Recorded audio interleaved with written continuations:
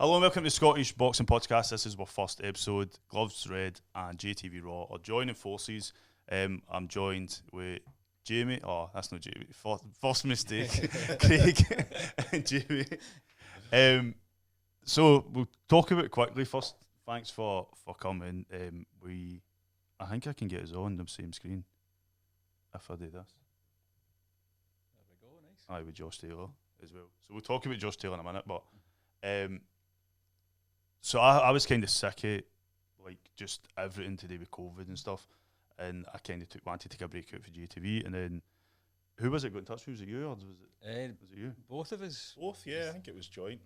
I think it was just me that fancied Jamie a wee bit and wanted to speak to him more, so just wanted to reach out.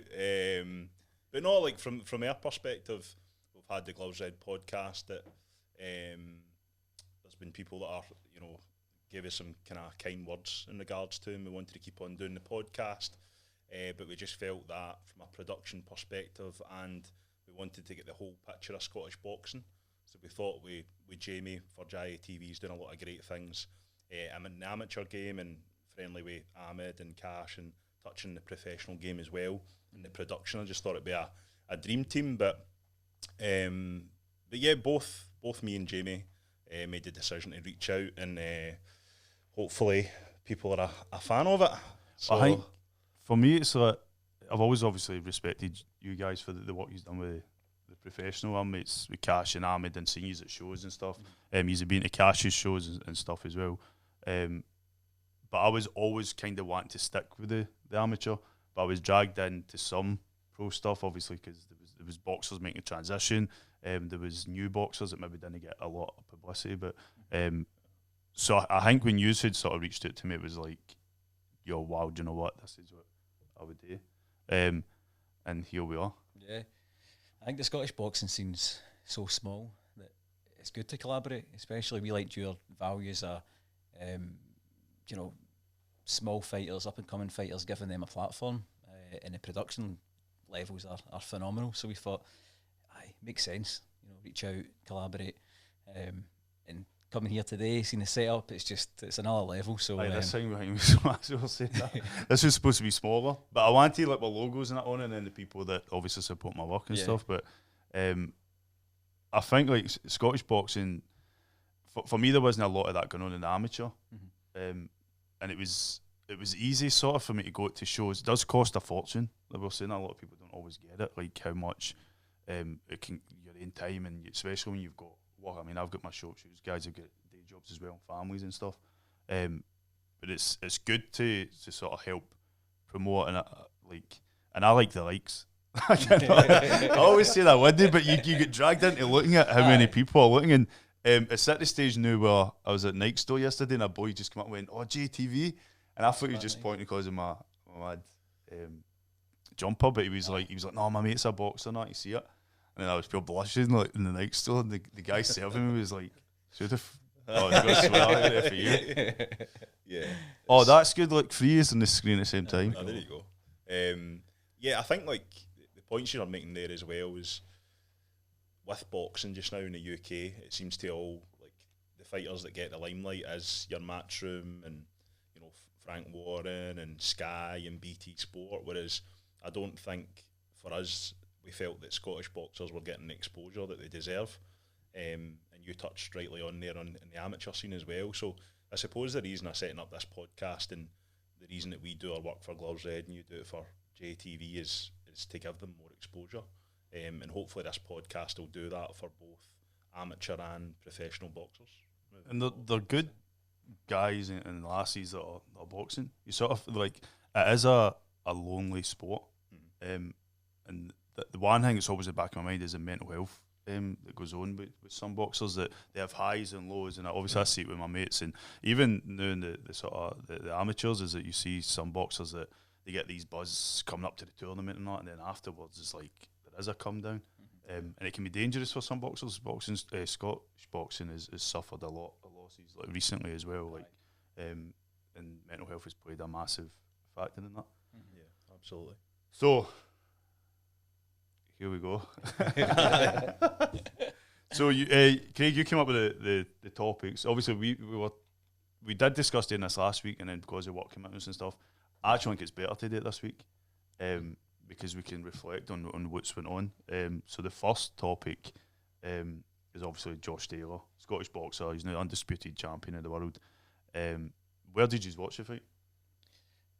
In the house.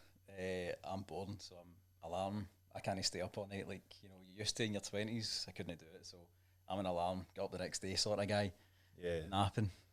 I actually ended up staying up because I bought into the whole, it's going to start early, and you kind of knew in my head, I'm like, they're lying. It started earlier, but like they said it would start at 4, and like it was kind of, and then said expect it at 2, and then 3 o'clock was kind of like a happy, the wing walks at a happy medium.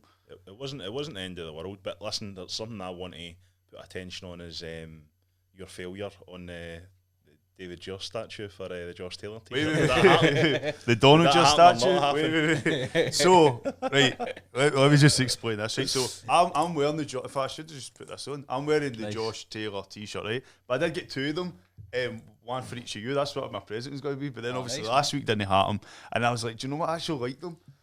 And then my mate was like, oh, you should stick one up there.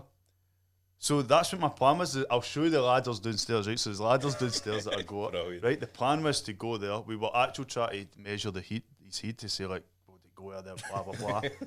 But then, because of all the sort of Black Lives Matter stuff last year, it's like, I know it's definitely in England, it's coming out, but it's like 10 years, it used to be 3 months for like, something to a statue, right?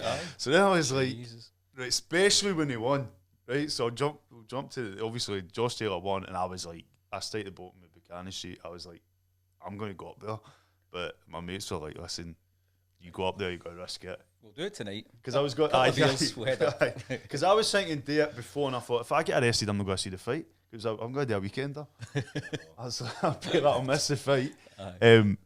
But I kind of get a bit scared at the end. But I was like, I wanted it there, and do you know how like my mate's a lawyer, he was filming or something, so I was going to message him and be like, yo, what is the law? If I was thinking all sorts, just fly it up in my drone and just hang it over the top. Like I was thinking, honestly, I just wanted. But the t-shirts are, you can get them for is it Sweet Size? Yeah. Aye, they're good guys, man. That and they got them in time. They came actually on the Thursday, as did this. Right. And then we delayed it for a week. we were going, so we pulled it for a week. But so Josh Taylor, getting into the. Have you met Josh? Yeah, I done a interview with him in the build up to this, just before he went to Vegas. It was just a Zoom interview, but yeah, just spoke to him briefly. But he's actually he's so down to earth to interview. I don't know about you, like when you interview certain people, I'm not going to admit it on this show, but you have people that are a bit warmer than others, easier to interview. But I thought Josh was just so down to earth, and actually touched on something we can maybe discuss it in the show, is the lack of venues in Edinburgh. And when I said it, it just like, it kind of struck a chord with him, because he was like, it's terrible and all that, this is happening. I was like, it's brilliant just to see his passion, because to be fair to him, like with everything he's achieved, and obviously he's undisputed champion of the world now, he deserves a home fight in Edinburgh. I mean, it's great having the venue in Glasgow, but it's not his city. It's his country, but it's not his city. So I think he deserves now that venue in Edinburgh. But yeah, to answer your question, I thought he was down to earth. I know you interviewed him for seconds out. You asked me to do that for seconds out, and it was a bit. Obviously, you go there and you think like they're going to give time to everybody, distribute it evenly, but Josh had to jump back down south, up in Ben, and that was well. We had to get a train and that. I even offered. I said, "Oh, my mate, if you want, to drive you to Carlisle." But I want just 3 questions. That's what I want to ask. And then his wee PR, I spotted the PR guy, so he's doing like obviously IFL and Sky News, and they're all turning, and I'm like, how am I going to get in here, man? And I was like, I'm not going to turn up and then no dare. And then I went straight for the PR guy. I said, listen, mate, it's my first interview for the minute. Can I do it? And he sort of, I don't know if we put this, I might have caught it, but at the beginning he goes, is this your first interview for them? You're a bit nervous and that. But I think for me, it's like, obviously you want to see a Scottish boxer do well, but like just because of the maybe background he's got, and you've seen pictures of him going back to his sort of hometown and that, and just young kids like loving that. And it's good to see when boxers do that, because they're not forgetting what their past has been like. And And I think we learned a lot more about him, like, coming up. Like, even I didn't know about the motorbike accident. I knew I'd seen him, like, on motorbikes and stuff, but he had a motorbike accident when he was young and stuff. But in terms of the fight, like, by that time I was, like, steaming. All my mates had been out to a party and I was on, like, some of them were on the way to watch it because they fought 4 initially. And then they're buzzing up and I'm like, yo, don't need to talk. And it was the first fight in a long time I've actually felt like pure hefty invested in it. Absolutely. And where did you watch it? You in the house? In the house, or you mate, set your alarm? Very different. Aye, cup of coffee in the morning. See, if I fell asleep, like I've tried that in the past. I've paid for fights, fell asleep, and just watched them on Twitter, the highlights the next day. Yeah. But this, like, in terms of the actual fight, when I was watching it, like, I wasn't. I don't think at any point I was disappointed in Josh. I've seen some of the comments about, like, the referee and the grabbing or whatever, right? But like, world champions need to go into one. It's like if they're going into that fight, they need to use everything at their disposal to win the fight. And wee things like that. I mean, the referee's there. He could have, if he wanted to, push and deduct points or whatever, and I did. But I do think when a Scottish boxer goes to America, even when they're going into the corners between the rounds, it's always Ramirez, and like they were. It seemed like sometimes they were bigging up Josh, but no actual believing what they were saying. And I was like, I was watching Josh through the rounds, and sometimes I was getting a bit frustrated because maybe he made a bit of mistake here and there. But I think he was genuinely at the end of every round happy with his performance. And I think I seen more frustration in Ramirez. I think he thought, "Oh, I'm going to go in and a wee flurry of punches," and that was like, is that meant something? Whereas Josh, I think, was reacting like constantly. Yeah. I think for me, in terms of, like, addressing it, I thought it was an amazing performance. I think in the 4th round, I was a bit concerned for Josh Taylor. I thought he's getting overwhelmed here with, you know what I mean, Ramirez was going to the body, he was landing quite a few good shots. But I thought it was a great performance. But touching on, like, the referee thing, like, it was the 2 knockdowns for me. It seemed to me that Kenny Baylis was giving him, like, more time, and he kept on telling him to step away, step out. And you're like, and for me, like, you know, the referee shouldn't be touching their arms. And I think there was a slow replay of the uppercut. What a shot by Josh Taylor to land and put him down. But it looks as if he's just, like, Kenny Baylis has, like, brushed Ramirez's arm.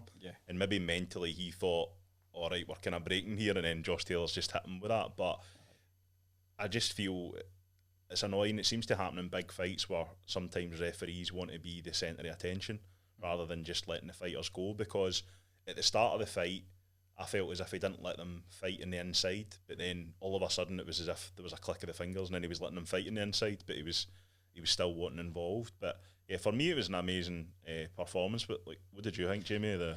Well, confession time. On my way here, I was like, I'm going to listen to the Teddy Atlas podcast, nick some points, nick some insight, pretend it's mine. But he was talking about Ramirez was fairly comfortable until the knockdowns. So I thought, right, where am I going to nick some thoughts from? So I went to Boxing News magazine. Steve Bunce was doing the write-up for it.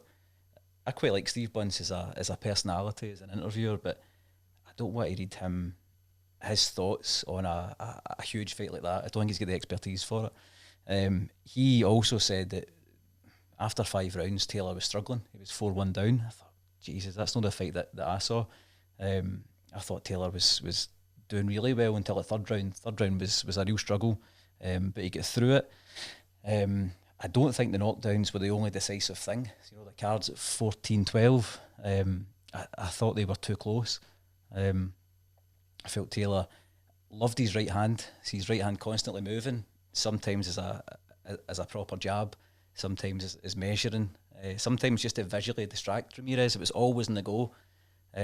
So I thought that was really, really effective. And then the counter in the 6 was just tremendous. I think the positioning, you know, Ramirez coming in a wee bit clumsy, a wee bit overly aggressive, and the counter was just beautiful, slumping countered. The way he positioned, he couldn't fully cock it. I think if he did, he would have really, really stunned him in the 6. But even to do that, to slip and counter so sharply was brilliant. 7th round, I was surprised how naive Ramirez was. You know, this is a guy who's renownedly fucking tough, experienced elite fighter. To not protect yourself at all times is naive.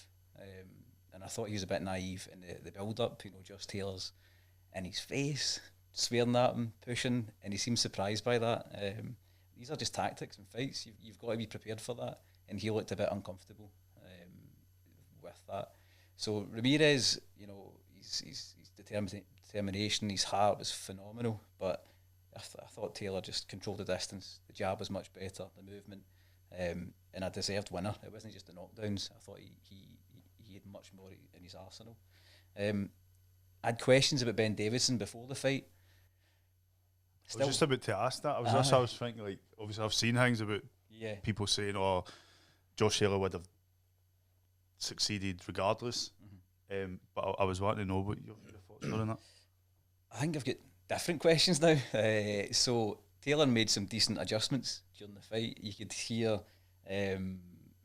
Ben Davison talk about when he's coming in. Look at the distance. His feet are crossing over, counter him. Some tremendous insight from him there. But I felt they thought the fight was wider than what it was. So I think the judges had it too close. But they felt clearly in the corner that Taylor was cruising. So for the last 4 rounds, they coasted. And I felt they gave maybe 3 in the last 4 away, which is a tricky tactic to have at that level. And if you're going to go into fight a Teofimo Lopez, a Terence Crawford, these guys know how to finish a show. So there's questions about Davidson then about that level, I suppose. But maybe that's a wee bit harsh because they have produced a great performance at the highest level. But there's maybe some questions for me still there. Wow, that was amazing. I could listen to you all day. That's what just talking about. This isn't knowledge. I want to be like this. I watched a fight and I think. Do you think there is a level of being a bit biased if it's a Scottish fighter? And because I'll be honest, before I was more following amateur careers apart from my mates. But when I met Josh, obviously, then I started watching his fights, and there's a likeable guy, but also he's a Scottish unified champion at that time when I'd met him. Yeah. And then my mates were in fact, we Sound apprentice, his big brother was a bigger fan, and that's how I was I want to watch his fights. I'll go to his fights and stuff, and I'll go back to the point that there needs to be I think venues in Edinburgh. I think if people from America are looking, they won't see the difference between 45 minutes. But for us, because in America it's just God, it's huge, man. They won't even see the difference between here in London. But back to the fight. So you got to come on with something. No, I was just going to say that this is a great thing about podcasts because you start talking about a point and then somebody mentions something and another person's like, oh, actually. But I think the good point about I feel that Josh and Lee McGregor have went to Ben Davison because technically I think he's a good trainer, but I also think he brings the nutritionist, the strength and conditioner. He brings a full package. And if you look especially at Lee McGregor, the difference in shape, with a cash fight, for example, and now, he's just a different animal, and he's shown it in his performances as well. He's just making the weight a lot easier, and I know in the build up to the cash fight there was question marks over, is this his last fight? There was. Would he stay in that weight or would he go up? Yeah. And stuff, but even when in Cash's fight, and I know people have made comments about he's the sort of how hard he punches and stuff, but I've seen fights before that where Cash is Kyle Williams and even Dwayne Winters. They all get put down with body shots, and Lee was able to survive that. So even if I don't know if there was a struggle to get to the weight, but he got to the weight, it would have been a tough fight to take the body shots. But now you see him, his physique and everything is totally changed. But that's what I think you expect as a boxer as they go on. Ben Davison, just even when I interviewed him, and again he just comes across as very knowledgeable of the sport and invests a lot of time. And you always he's literally where his boxers are. And I think that maybe I was thinking with Jay. Remember he went? Who was it? He was training with. Was it Dave Allen down Aye, south? and there was another guy. They all lived in the same sort of same house, the same house and stuff. And you're like, it's tough because they're away for their families and that. But if you want, I mean, Josh spoke about the sacrifices he made, and I shared it because there's a lot of young boxers I know will look at that and go, all right, I want to be Josh Taylor, I want to be the world champion. Everybody says that I want to be world champion one day. Well, you need to make sacrifices of that. You don't get to see your family all the time. What a great example for Lee McGregor to be a relatively young fighter. Maybe not a prospect yet. If you're British, Commonwealth, European champion, then you're not really a prospect. But in terms of world stage, for his development to go over, spend a camp with Josh, to go to Vegas, to see the whole. I know there should have been more press, should have been more coverage, but to be part of that, even on the periphery, is class experience for him. So now if he's looking over the next couple of years to go to world level, I mean, it'll still be daunting any time, but you've got a wee bit of experience now, a wee taste of it, and I think that will just motivate him even more for McGregor. Just to go back to Taylor, it's just class to have. In Scotland, we're not used to sporting success where it's just sheer skill and ability. We might have the odd success occasionally because someone's worked really hard. Scotland team's got a wee penalty, or they've worked just determination. We talked before, just we can't believe we've got an elite fighter in Josh Taylor, who also happens to work very hard as well. So just exciting times, and hopefully he gets the recognition. If not now, hopefully he starts to get the recognition. And he's done it all the right way. I mean, I know Boxing Scotland love him. I think their performance, they've got posters of him and stuff, but it is sort of a role model you want young boxers to look and go, look, he's the world champion. Yeah. Talk about the sort of promo and stuff. Is it? Do you think it would have annoyed Josh? Have you heard him saying it? Yeah, I think it did. In terms of the exposure to the fight, that it should have got more right. I think, there's politics and stuff that come into these things and a high level of boxing, which is a shame. I think now that he is undisputed, like, he'll demand that exposure now in his next fight, and the names that are getting mentioned, hopefully a big channel will pick it up. But at the end of the day, we still had an option on Fight TV to purchase it, and it was probably cheaper than what it would have been on Sky, etc. But from his point of view, I think he should have get more exposure. But I want to play just quickly with a point. I want to play devil's advocate here because I want to get your views on it. The build up to the fight, we've seen it in the past. Baranchik fight, we've seen it in the Prograis fight. Taylor seems to get really wound up and he wants to get under the skin and very, very aggressive. Like, are you guys a fan of that? Can you understand why he does that? I'll put that to you, Jamie. I feel like saying Jamie 1 and Jamie 2, but I don't want to call somebody Jamie 2, so I'm going to call you Jay and Jamie, right? So Jay, will say Jay. Me? Jay, you're Jay. Right. So. I think I think boxing needs it in terms of bringing fans, right? Especially at this time, you've got new YouTubers that are making millions for YouTube, paying a personal trainer and going, I want to go fight Floyd Mayweather. And it's creating these fans that know nothing about boxing, right? And sometimes, like, I've felt a bit out my depth, so maybe that's why I didn't do some pro stuff. Listening to Jamie, going, I'm like, this is what I want to be like. I want to have this knowledge and be able to analyse skill sets and stuff like that in a boxing ring. But you get people that still need to contribute and fight. So when I get annoyed with all these YouTubers and influencers that are turning up at fights recording themselves, people are saying to me, but they're shining a light on the sport and they're bringing people and money to the sport, which will eventually filter down. If it does filter down, fair enough, but I don't always think that is the case, or it might take longer. But in terms of the aggressiveness, I mean, he did put up that, it's, me, myself and Irene, post with me, myself and George. Yeah. And I mean, we know what he's like because we've met him and he's been helpful and pleasant when he's done interviews. But at the same time, I think he needs to take control of sort of building up a fight a bit. Like Conor McGregor for UFC took that to next levels, and you've got people copying his style and bigging up the fights, and it's generating money, and a lot of UFC fighters are now making more money as a result of it.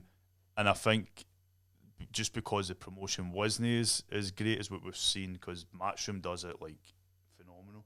They build up every single day shots and stuff like that, and it's crazy. the social media elements and stuff. They just know where the market is. But that's not to say there wasn't. I don't know what the viewing figures were at the fight. They've been decent. They're not disappointed. Initially, it tells you the traditional stuff that comes through, but the digital stuff will come through pretty soon. I think it's been better than expected.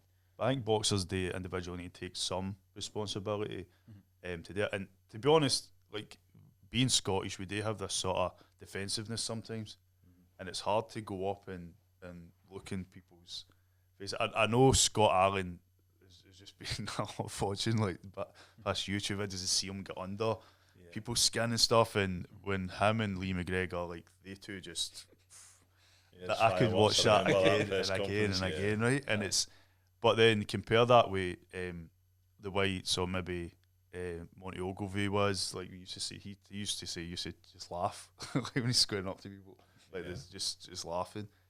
Or Cash Farouk, he doesn't, and I know that comes through the way Colin Belshaw is and Craig Dixon. There's a sort of, they try and be like respectful to the sport, which they try and teach you at the amateur levels as well. But I do like to see a bit of something. You don't want to see like all this. Sometimes you don't know what's real and what's not, like because there can be a sort of fakeness and I think Josh said that like they had the whole. It seems to be a common theme in boxing now where they want that shot of the two boxers in the changing room after and cuddling and being respectful to each other. And Josh was like, "Oh, I'm sorry, like the way I was, it was just to get under your skin so that you were more aggressive and stuff like that." And I suppose he did get under his skin, but I think it's just a weird dynamic when you've got somebody like Ramirez is this nice guy and they're talking about how he contributed to the village he stayed in and dug up the fields to grow like vegetables and all that, and he's just this nice, softly spoken, nice guy. And then Josh Taylor's wanting to get in his face and stuff all the time. So, but in his defence, I remember sitting at the Prograis fight in London. I was sitting next to Rob Tebbett for Boxing Social, and he says the difference between Prograis and Taylor in the build up to this fight is Prograis been travelling about London and looking at touristy stuff. Josh Taylor's just sitting at home thinking about punching his head in. He went, that's that. He said, you know, the whole me, myself, and Irene analogy, and I think when it gets to fight week, it's almost Josh is just in that war mindset, which maybe that's the reason why he's so successful and he's so good, because he's got that in him. I think there's probably an element in just not wanting to fail, which a lot of boxers, like, they don't know what they would do if they don't have boxing, and they need to win, and they'll do that all else. And and you need to be able to, like, it's not just in the ring. There is a build up to it. There is try to get in people's heads and try to get fans. And there's no point. If fans don't want to watch a fight, there won't be a fight. So they need to create that. And whoever he fights next, what was your thoughts on it? Because I've answered to you, hasn't he? I'm a hypocrite because I say sometimes Scottish boxing's a bit too respectful. That Ricky Burns sort of approach, and that's really natural for him. For Cash Farouk, that's really, really natural. But we interview so many boxers, and it's like, I don't mind who I fight next. And, you know, everybody's sounding the scene. Do you want to, any names you want to fight? Oh, no, I'll fight anyone. That doesn't generate a lot of interest. So when you see Ricky Burns, who is still fit, but he's not a fight for a year, 2 years, you think, I don't want you to be Adrian Broner, but you need to generate an interest, especially with boxing. It isn't a pure sport, it's a business, and one of the most ruthless businesses. So you do want a bit of meat and a bit of aggression at times. Sometimes I've not liked it with Taylor, but that's probably because Ramirez is such a nice guy. Prograis came across so well, and then Josh Taylor's in their face, and Ramirez just looked a bit uncomfortable. I think Taylor said that was a tactic, and I think to some degree it was. But you're right, I think for Taylor it's natural. I think he's got a real dog in him, and he wants to tear his head off. I don't think he can fully control that. So that's maybe a question I had about Ben Davidson. Could he keep Josh Taylor in check before the fight and during it? Just a bit managed before it, and he certainly did during it. So for Taylor, I think it's natural. It's in him, and fair play to him. I think you're talking about Scottish people being defensive. You're totally right. I think Josh Taylor's going to be in a pub when he's about 30 years' time, and he's not just going to be talking about his achievement. He's going to be talking about, there was fucking lack of coverage. And see those referees, they tried to do me. The the judges, they try to do me as well. See, they do have that chip on their shoulder, but maybe that's what drives us as a small nation, and it's a bit of an underdog. So I think it's part of his DNA and fair play. And I seen I think it was IFL when he's sitting eating the pizza. And he was, I've not had that pizza in 5 months, and obviously I know that boxers have to go through it, make weight and stuff like that, and you just, that's how I could have done it. It's just literally like struggle. I seen him eat that pizza. I was like, wow, he's enjoying that. He did make comments say that he went back and apologised and stuff. Well, I think he did say apologise. He said, was just to get in your head. Who does he fight next? Because he's world champion. Would you say he's the best in the world? Yeah, I think it certainly at 140. I think the answer to that is yes. An interesting one for me. So I actually scored the Josh Taylor Prograis fight a draw. I was there, and I scored it a draw. I thought it was a very, very close fight, and I think a rematch would be a great fight, but I think it's something that you'll avoid. It's not as if Josh Taylor's fearful of Prograis. I genuinely don't think Josh Taylor's fearful of anyone, but it probably just doesn't make sense. I think there's probably 3 options just now for him. So Teo Lopez, he's talking about potentially stepping up and fighting Taylor, and that's a massive fight. It's either, I think it's mandated 90 days for Jack Catterall. He needs to defend, that's against his mandatory. Or does he step up and fight Terence Crawford? All 3 of them are good. I think the most likely is probably going to be Jack Catterall in Edinburgh, give him his home show, Scotland against England. And I mean, if you look at his past opponents, like they've all been difficult. You know, he's not taking really any easy fights, I would say.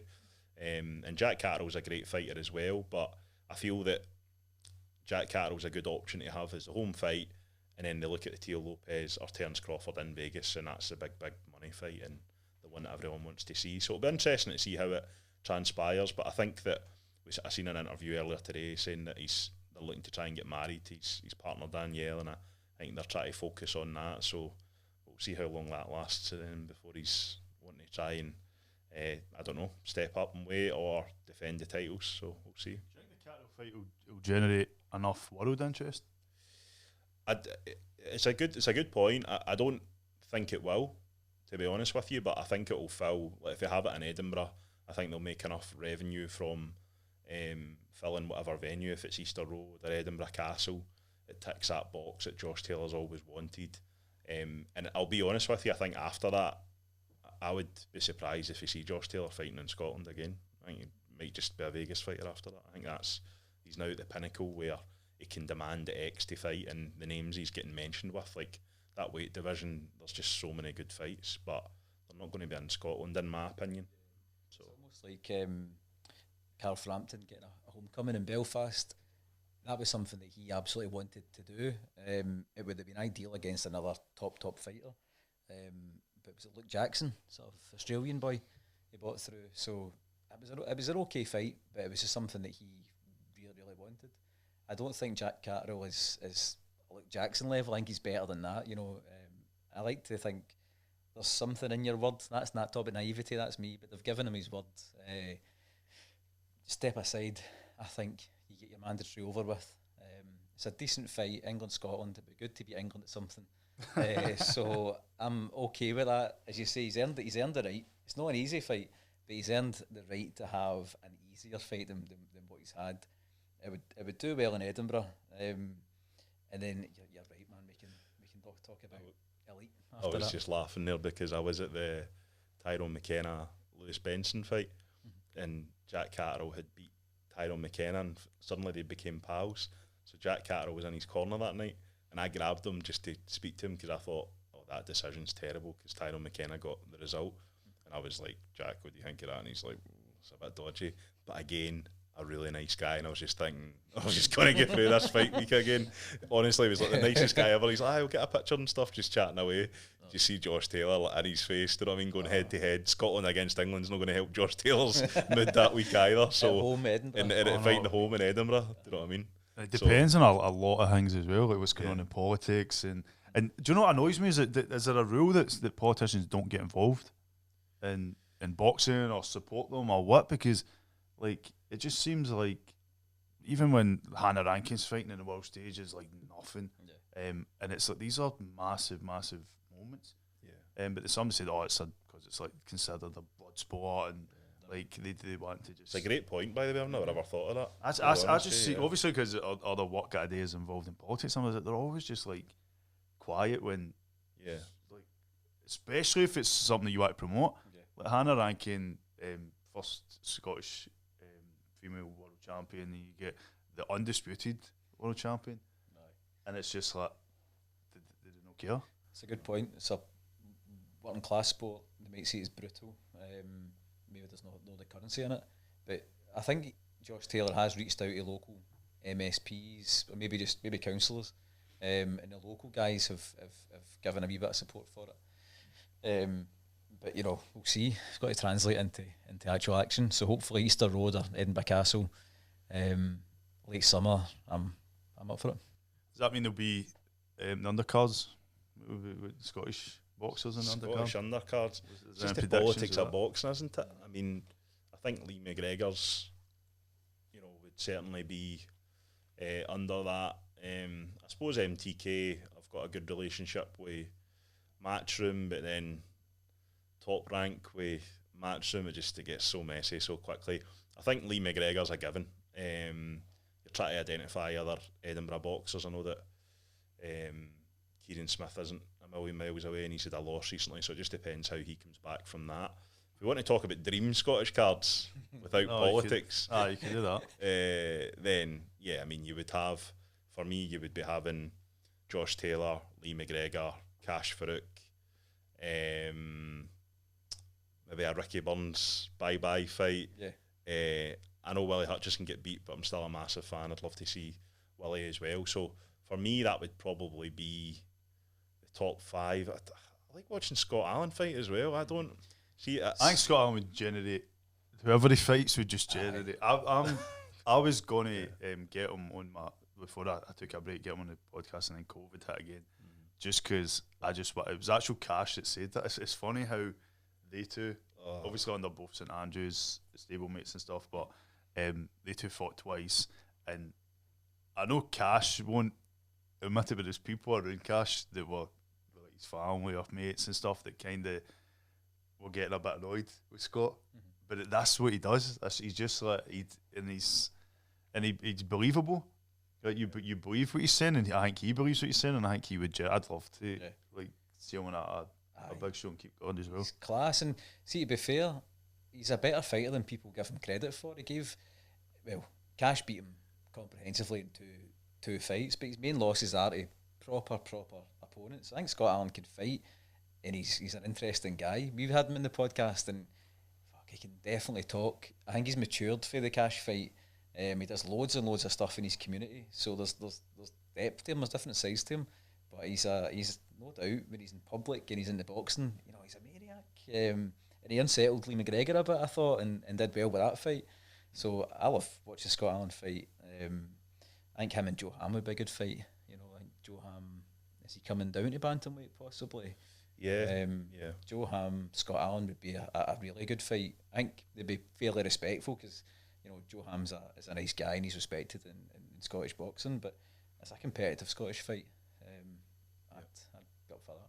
Yeah, I think Scott Allen as well, to mention, I know he does a lot we're touching on mental health, he does a lot for Chrissy's house, and he's actually running the West Highland Way race to raise money on the 12th of June, so I suppose if anyone can contribute or give to that, Chrissy's house is a great cause at suicide prevention. It does a lot in kind of North Lanarkshire and across Scotland as well. So, but when we recorded the pod, we were having some technical issues, and he actually spoke about having a kind of life coach in regards to the mental health side of things, and it was so strange for me and Jamie to hear that, just because of the type of character he is. He doesn't mix his words, and he'll tell you what he thinks. So we didn't expect to hear that, and unfortunately there was a bit of a technical issue where we didn't catch that. So perhaps it'd be good to get him on here and we can maybe go into that, because it's a side to Scott that people don't see. They just think, this loudmouth that winds people up and stuff like that. But he does a massive amount in his community and for Chris's house, and it'd be good for him to talk about maybe things that he's been through, and you know, maybe how Chris's house or the life coach has helped him in that side of things. Because I think it's needed in boxing. I spoke earlier about like suicide rates amongst young men and stuff, but boxers as well. They come down, and there's issues with drug abuse and alcohol abuse and stuff like that. I think we don't always talk about. And I always say, like, especially the community gyms, like, they're often in the hearts of the community where they're seeing everything. Some of the coaches are like a social worker, a mother, a father, an older brother, all rolled into one, and they're usually the first ones to spot like either abuse or kids going off the rails or bullying and stuff like that. And that's I just think like it goes hand in hand with boxing, like to also explore like, your physical health, but also your mental health. Yeah. So it'd be good even if we done like a special on that, like to go out and look at. I want to go to his gym and see, because I went there for it was one of the home shows, and I was surprised. Just I think you go up a lift. You've been to the gym. His gym. He's him and his brother. I've not. Is it the one in Wishaw? Aye. So yeah, I've not been in it. I went out and it was brilliant. Big place to. There was a fight on. Was that not your mate that was fighting? Was Hasib fighting that show? So we've got a fourth person in here. You don't see him, but it was. I'm sure it was, and it was the Anthony Joshua fight was on at the same time. So we were watching an amateur show. I'm filming it. I can't really go anywhere, and then everybody goes into the bar with the Anthony Joshua was fighting. But anyway, that's something else. You got to move on. So I'll touch on it. It's just quickly. So I know we've got another couple of subjects. I could probably sit and chat here all night. I know.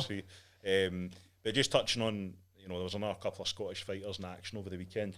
I know that everyone's been talking about Josh Taylor, but Nick Campbell. So it was great to see him in his second fight. So he actually went over to Belgrade and he secured a first round stoppage. So I think fair play to Nick Campbell. So you know, I managed to interview him. He was on the matchroom card, which you're like, he's done amazing to go on, you know, a matchroom card as his first fight. Ex-rugby player, Glasgow Warriors player, and an absolute gentleman. But yeah, I think he's got a really good kind of manager in Mark Dunlop. So he manages Tommy McCarthy and James Tennyson, and he's been sparring with Tommy McCarthy and stuff. But I think Nick's just got the right attitude where he's like, any opportunity at all, I just want to give this everything I've got. You know, I was an ex-rugby player, but he always wanted to box, and now he's just giving it his best go. So it's good for me to see a Scottish fighter that's no scared to go into somebody's backyard over in Belgrade and, you know, he secured a victory, because that can be a potential banana skin for any fighter,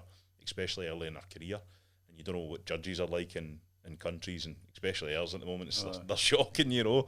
And unfortunately as well, like Martin Harkin was fighting in Channel 5 and he get defeated. It was disappointing for me. It was a very tight fight, but I had Martin slightly up and he just get caught with one of those body punches that you just see a fighter just, you know, you see the pain that they go through and getting punched for a living. It just caught him sweet and he just couldn't continue, unfortunately, which was disappointing. But again, you know, big fan of Martin. He's an absolute gentleman, and hopefully he'll come back stronger. And I'd like to see him fighting somebody in Scotland in a big fight. You know, there's been chat about Dean Sutherland at the same weight. I would like to see that fight, you know, and have a big fight in Scotland, you know, because with COVID we're not having seen any cards, so that could be potentially like one of the first cards back, maybe a few months down the line, and it'd be a big fight for me, a competitive fight, which is what we want to see in Scotland. So, do you think COVID has helped Nick Campbell a bit? Like, if you imagine the boxers that only getting shows and only, like, he fought in Matchroom, and then even for his second, it's televised. He's well set, like he's doing well for his first and second fight. And I think just because he's done fantastically well, but I don't know what it'd be like if COVID, as if he would have these opportunities like as big as what they are. Yeah. If it was just like just normal shows that were going on. Yeah, I think like it's a good point. I think for me, in my opinion, it comes down to probably the relationship that Mark Dunlop has got with Eddie Hearn. Because you've seen Tommy McCarthy's now fighting almost exclusively on Matchroom. He's just signed with him, Sky Sports. James Tennyson, whose name get mentioned, and he's doing really well. He had a shock result. So I think it's probably just a case of maybe a fight's fallen by the wayside, and Mark Dunlop's, well, actually I've got a heavyweight. You know, they bring action, they bring people want to watch heavyweights. Why don't you just give him an opportunity? And I think Eddie Hearn's obviously went, okay, I'll give him an opportunity. So to answer your question, yeah, but I think it also comes down to probably relationships that managers have got with certain promotions. I like his attitude. He came and said, I don't want to be a gimmick, because I'm not a rugby fan, but he's got a bit of a profile from being a pro rugby player. And you could, that could be him. I'm the ex-pro. I've got a bit of profile. I'm going to have a go at boxing, but not put his heart into it. But he's clearly said that, listen, I'm not here to make up numbers. I'm not here to be a gimmick. I'm going to give it everything. I think he's got a wee bit of amateur background. He won the Scottish title, but he's not got a huge amount of experience. He's 31, so he's got to fight on a regular basis. The early signs have been good. I saw some of the highlights in Serbia.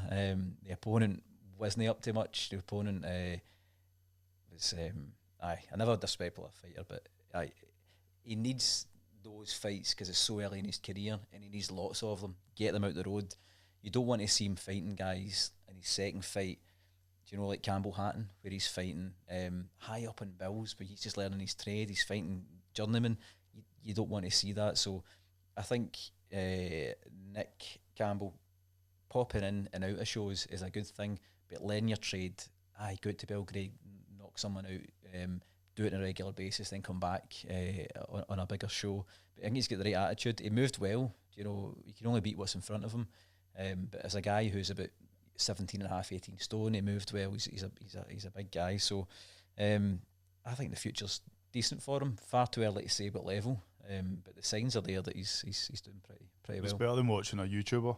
Aye. I'll say, if you, Oh God. and this is a thing. Like we can sometimes. I'm not saying I've not even seen any criticism of him, but I'd imagine that some people would be like, "Oh, he's moving for rugby, like he's get this arrogance." But like, why no? Why, if he wants to do it, why no get behind him again? Our Scottish boxer, he's determined. He's got the passion. Than watching some of these clowns in America that've got YouTube followings that like young. It's so annoying. Sometimes I see young boxers that like amateur boxers and they're loving all the stuff and sharing it, and I'm like, this isn't how. Maybe that is how the future's going to be, and everybody's going to be like Conor McGregor's with their sunglasses and big like furry jackets. I don't want to forget Martin Harkin. Got it for Martin. I think you were right, mate. He was competitive in the fight. He was really just looking forward to this, because if he's lost to McKinson, so he prepared really well for it. Richie Woodall in commentary had him up halfway through. Probably agree with that. The other guy, I didn't like his showboating. You've got to be decisive in the cards when you're showboating, and I felt Martin was right in the fight. Solid fundamentals. Martin, he's never going to be a mover. But absolutely solid fundamentals. His jab was brilliant. It was just so unfortunate. I think the fight, maybe the last round, he got caught right at the end of it. The last round is maybe guilty of starting to chase. The other guy's confidence was growing as well. So he can look back. There's things to learn from the fight, as there is in any fight. But there's no reason why his head should go down. And I liked in the interview before the fight, he said, he didn't really think about losing, but if the worst had to happen and I lose this fight, I'm not going to retire, because he's under 30, he's got a lot of ability, he's gaining experience, and that's right. I hate when you hear people say, he's had a loss, he's had 2 losses, that's time to go. Definitely not for someone like Martin, whose aspirations are realistic. He says, I'm not going to be a world champion. I would love to be a world champion, but that's not within my grasp. What I want to do is pick up area titles, move on and fight for a British title, and that is within his grasp. Even though he fell short at the weekend, there's positives from it. The game plan was good, jab was good, solid fundamentals, and there's stuff to take from it. So get him back, late this year, get him in a St Andrews show. He beat James Moorcroft, who's a decent sort of area title guy. He's knocked out Ali Black, was it? So another decent fighter. And now he's got this experience, man. So fair play, chin up to Martin, I think. And I hopefully see him in a St Andrews show or a televised show now, because he's not letting himself down. I will. We're going to go to the next subject. well, hopefully we'll see more televised shows, and I think with St Andrews and Kynoch and that, hopefully coming back. So I know they've got dates, some provisional dates as well, but I think it'd be good to see Martin Harkin like going, like maybe even headlining a show or something like in Scotland as well, for a maybe British title on that eventually. But I the whole, if you lose a fight, and I think there's especially now that boxing is sort of being diluted with these. I know I keep going on about because it just annoys me, like YouTubers and stuff. But you want to see real fighters should get fights and get the sort of the publicity and stuff, and no people who've paid to do like a training camp and then do an exhibition. It's not even fights; it's exhibitions. So it's just I think some like just lastly on Martin and other fighters as well. Like if we're honest with Scottish boxing, during COVID, some Scottish boxers have had opportunities to go down south and fight on big cards, but if we're honest, most likely they're going to be the B side. That's not the favourite, in the challenger. And some fighters have rolled the dice. The majority of them have lost, but I think Jamie touched on it there with the experience that Martin will get from that. At the end of the day, Martin could have done what some boxers for me are doing just now, and maybe just going, I'll wait until the Scottish shows come back. Whereas they were offered an opportunity. Martin is a professional, keeps himself in good shape. You've seen it with Kieran Smith as well. Like they took these opportunities, do you know what I mean? And they should be applauded for that, in my opinion. Even though they didn't win, it's a learning experience for them, and I think they will come on from that, and I benefit from it as well. So yeah, Martin Harkin and Kieran Smith, by no means are these fighters done. Like we're going to see them again, and they'll probably come on from even though they were defeats. And it was good to see people bounce back as well. Like, absolutely, yeah. Remember when AJ, it was like people were just shocked, like it couldn't happen. And like if I have a bad day at work, then I'll just go home early or something and then come back the next day. But if you're a boxer and have a bad day at work, that's when people start talking about retirement and quitting or whatever. So we'll next topic was FIGHTZONE. So obviously there's a new platform that one day I think we will be doing. Aye, one day, if any sponsors want to start like dishing out the money, but it's good to see. I think it's getting a bit saturated, but at the same time, it's going to give opportunities to some shows and on some promotions just to get the boxers' names out there and get them a bit more recognised. And hopefully it's not just the promoters that are after the money, because I know it costs a fortune to stream, and depending on what platforms they're using, I mean half of the revenue could be disappearing just to be paying for like massive HD streams and stuff. And but again, so FIGHTZONE, I don't know. I've seen bits and bobs. I know Kynoch, if they've got to be working with them and stuff. Yeah. I don't know too much about what's going on. I think is it Dennis Hobson as well? Is that right? Yeah. Is that the collaboration with Down South? Like, I just quickly and I'll let Jamie touch on it as well. For me, it's definitely a positive thing. Like, I'm just being honest here. Like, I've been to a lot of Scottish shows where at the start of the night you can almost pre-write or tweet updates of who's going to win just because it's against journeyman, against journeyman, against journeyman, against journeyman. So my hope is that FIGHTZONE brings potentially a bigger budget where so I just find that we funny. can see. We can see. Just imagine he's sitting there just ready to send. I know, but honestly, I just did that at Fort Meade when you said that. Sorry. I know people will probably be like, "Oh, I can't believe you do that," but like, I have some nights and just sit in drafts, and then you just need to change some of the details. But for me, like Scottish boxing isn't going to get a good name if cards are like that. And I want to see them be most competitive. Like, I'm not expecting the whole card to be competitive from, top down, but like at least have maybe the top two fights and some of the cards that you don't know who's going to win. So I'm hoping that FIGHTZONE brings not just exposure to Scottish boxing, but it also brings some competitive fights. And I'm hoping the fact that like Kynoch and Hobson have paired up, that maybe they're putting their fighters against each other, and we see Scotland against England battles, for example, and yeah. But no, I think it's great the FIGHTZONE, and $4.99. I mean, you can't argue with that.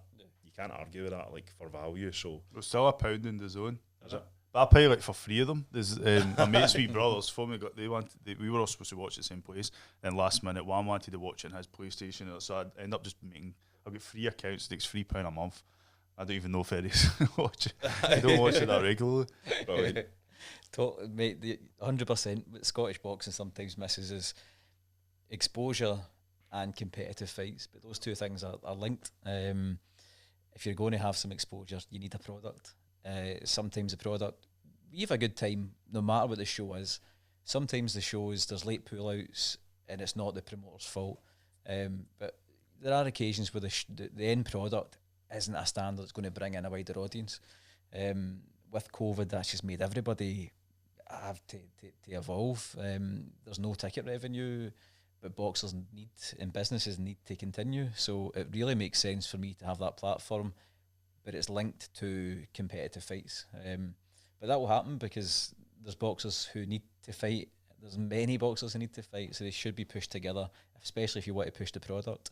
During COVID, we saw Scottish boxers go down on paper. You feel, they're not the A side, but maybe it could be competitive. But actually, in the ring, they just didn't have the experience at that competitive level. They haven't been in many competitive fights at the start of their careers. And you're allowed, obviously, an apprenticeship, fight some journeymen for a while. But if you've been a pro for 4 or 5 years and you're still fighting guys who you should have been fighting in your first year or were fighting in your first year, once you step up, eventually you've got your 12, 15 undefeated record. Eventually you will get the call to step up. And if you've not got that foundation, then you fall short, I think. And we've seen that guys have the ability, but they don't have the experience really to grind it out. So hopefully FIGHTZONE can give them that. I'll sign up for it. Neil McCubbin, Cubby's fighting pretty soon for a Commonwealth title. So that's the first Scottish guy on the platform is fighting for a title. I think it's down south, so that's promising. Dean Sutherland, hopefully fight will be announced fairly soon. I'd imagine it'll be a competitive fight as well, so it can only be a good thing. I think MTK kind of set the benchmark for that, because the MTK had IFL, and then some other shows were on Top Rank and ESPN, so they had to come up with a product, and MTK have done really well to have competitive shows in Scotland and England. So if you're a competitor, a Kinnock or a St Andrews or down south, if you can't get on Sky, you can't get on BT, you need to now bust yourself in and get some of the market, and this is for it. So yeah, I'll sign up, but loyalty and recurring stuff, there'll have to be a quality product there. So hopefully it is. But the early signs are good, with the Scottish guy, Cubby going down and fighting for a title so early. So fingers crossed it does it. Yeah, I think I agree with that. Because obviously we were exploring. I'd met with Sam Kinnock to look at what possibilities there were, filming shows and stuff. But the cost was going to be crazy. It was going to work out the boxers to be on the show would need to put up about $4,000 each. Jesus. Either through sponsorship or whatever, and then sell about 200 tickets at like 20 quid or whatever to recover that. And it was just, but obviously COVID was a factor in that. You have to look at costings of getting like people swabbed and stuff like that, and then the bubble and all this. So hopefully as that sort of dies out, this maybe is a good time for Scottish boxing to sort of recover and look at promoting and stuff like that. I was going to say to you, so one of the reasons why we've kind of joined forces with this podcast is a bit naive in my part, but I've not got a lot of knowledge in the amateur game in Scotland. I see you do a lot of coverage and shows, and you do have that knowledge. So I'd put a question at you in terms of do you think COVID has stemmed amateur boxing in Scotland and those fighters developing? And I'll give you the example. I know that we both spoke to Jack Lemond, and he says just because everything's going on just now, Jake, terrible. Schoolboy error, that's me. I won't be on the next show, guys, so it's good. So Jake, he's went pro probably earlier than he wanted to. What's your thoughts? there's a few others that followed him, like Fraser Wilkinson up in Elgin as well. Who's I've seen him fight. He's got I don't even know if he's what his plans are, but Ali Mahmood up at Lockheed, who's been Monty Ogilvie went to coaching and has been working with him. Like, I'd love to see they two fight in a few years on a. That's names that you'll definitely see because they've fought like 2-3 times, I think, in shows that I've seen. And Fraser Wilkinson's always kind of just got the edge at him or won in points. But back to your point, I think some boxers, there's boxers that I've not seen since the COVID started. It's now been there a year, but I've seen pictures of that of them, and they're huge and they're massive, and you're like, right, what does this do for? I think when it goes back to the tournaments with the amateurs, a lot of boxers are going to get a shock because the people who they fought in the past, or there's going to be a whole load of new names coming in, and like it's going to be totally different dynamics from before. And a lot of the younger guys or the smaller guys have just hit that age where they've got they're bigger. Adam Lyons, massive. You get Jason McCormack was always growing. Robert McNulty in Renfrewshire as well. He's a good guy actually. I met him when I came to see Cash and just actually come up and just said hello, and then I seen him in the pads and I was like, oof, such a nice guy, but I wouldn't like to get hit with him. But and there's a good competitiveness between all of them. Well, I went to film the gym and Jason was the first guy I interviewed for JATV Raw because he was sitting his maths exam and then had to go down to fight the GBs on the same day. Right. He wasn't the only boxer that done that, but I was like, what? This is our idea. What Cash had been talking to me, just going to Renfrewshire.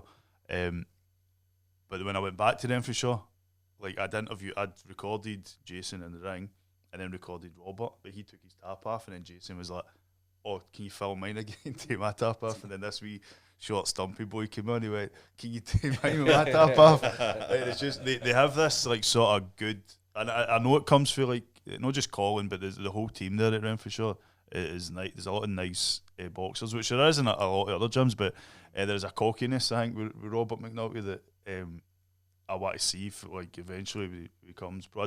I know I've spoke to him, vaguely said he wants to become pro eventually, but I think some boxers like Fraser Wilkinson and Jake Lemond have sort of taken that step because amateur nothing was happening in a year, and I'm a bit disappointed because I think it could have. I think they could have found a way other than just focus on the elites, and I know some boxers were a bit disappointed in that. But at the same time, there's a lot of boxers. Even we look at Flynn up in Lockheed. Just I seen a picture the other day, and he's huge. He's an amazing boxer as well. So it's interesting because I don't know what's going to happen next. I don't know what I think people are going to just see. I know a lot of young boxers as well, like that have taken a massive stretch, and they've not even had fights yet, and they've just been training.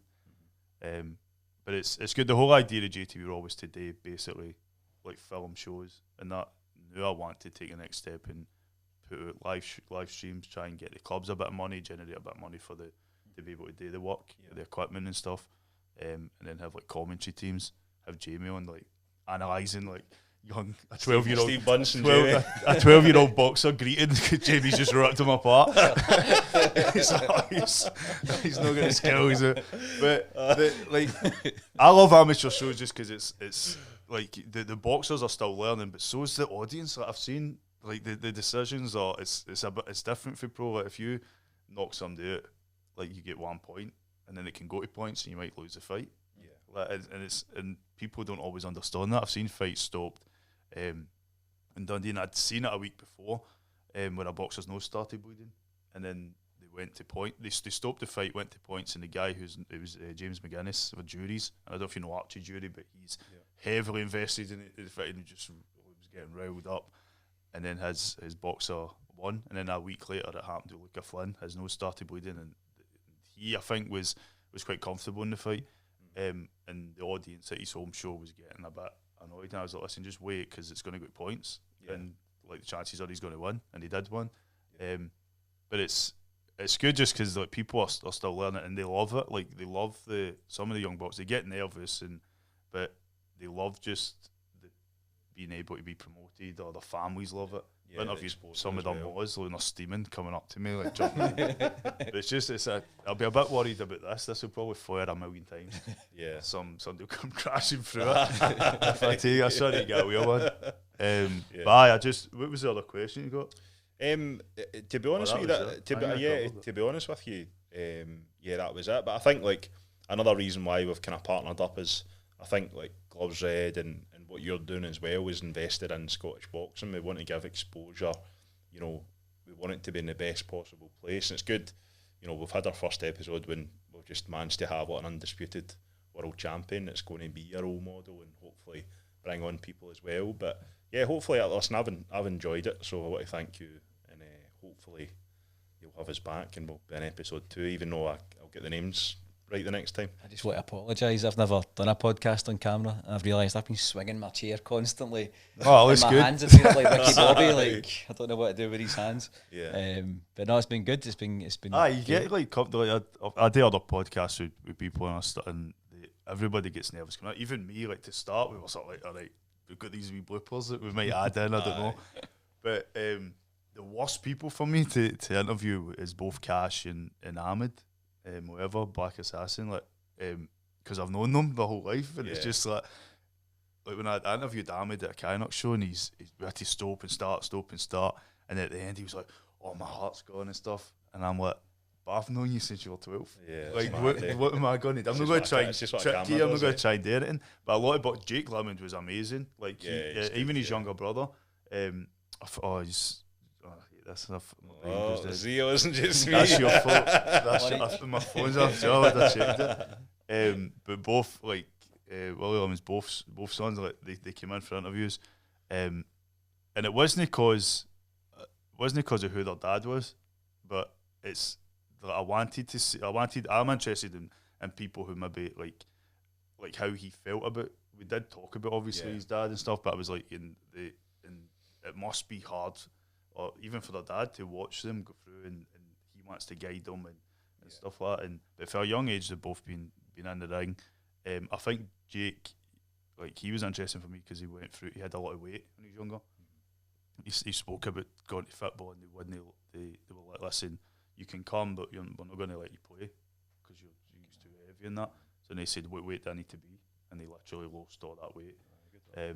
It's good to see somebody like that has that passion and wants to has a wee drive, boxing in his neck.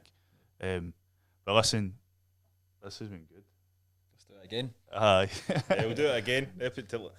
Episode 2 is coming, so episode 2 plan that out.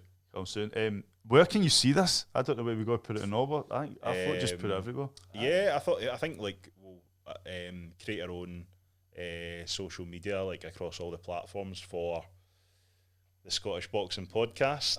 You'll see it in this. So we'll create it for that. And we'll also share it on Gloves Red and your social platforms as well, and we'll get it everywhere, and hopefully people, it doesn't crash and burn, and people tune in for episode 2. Sounds good. Brilliant. We've stolen it. Aye. There we go. Cheers. There we go. Oh, I should do a round of applause. I think I can do this somewhere.